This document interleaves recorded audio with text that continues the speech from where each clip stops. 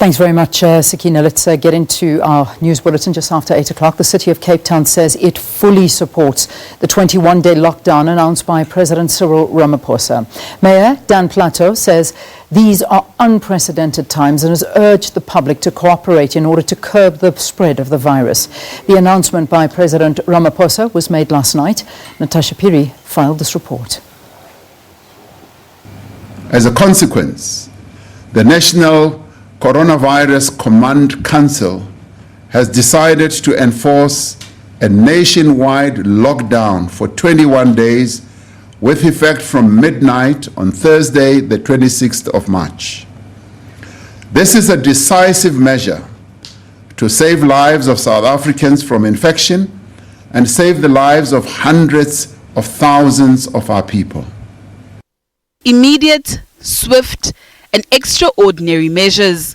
That's what was announced to flatten the curve of the fast-spreading coronavirus. South Africa will go into lockdown for 3 weeks. Although this will have a huge impact on the livelihoods of South Africans and the economy, it's a decision that's deemed necessary. All South Africans are ordered to stay at home during this period, but there are people who will be required to continue their work. The categories of people who will be exempted from this lockdown are the following: health workers in the public and private sectors, emergency personnel, those in security services such as the police, traffic officers, military medical personnel, soldiers, and other persons necessary for our response to the pandemic.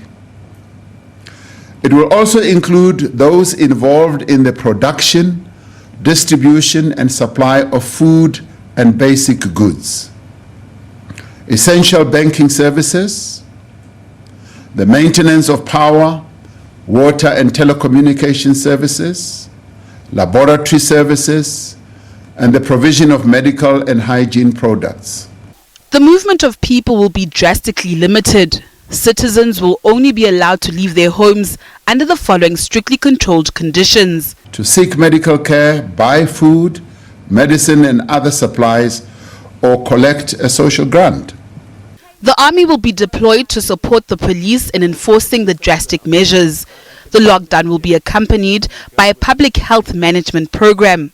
Screening, testing, contact tracing and medical management will be ramped up.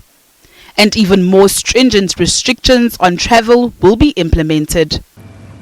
Some of these measures are that South African citizens and residents arriving from high-risk countries will automatically be placed under quarantine for 14 days.